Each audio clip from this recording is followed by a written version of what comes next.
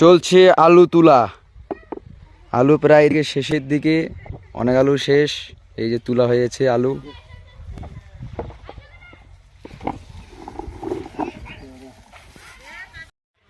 আলু তোলা আমাদের শেষ, দেখতে পাচ্ছেন।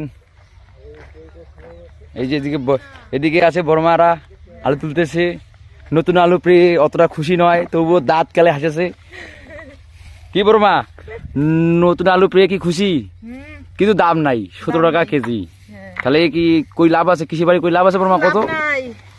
কত বর্মা লাভ আছে?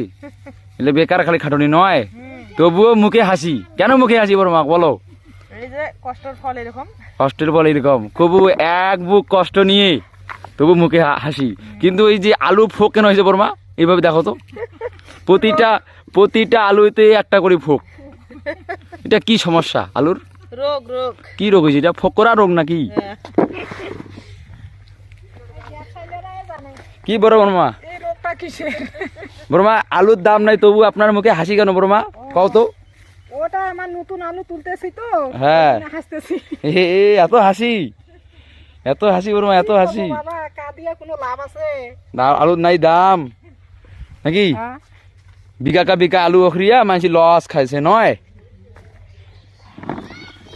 আসলেই দেখতে পাচ্ছেন যে বড় বড় মূলা, এক একটা মূলা সাইজ, কিন্তু মূলার দাম আছে কিন্তু আলুর দাম নাই।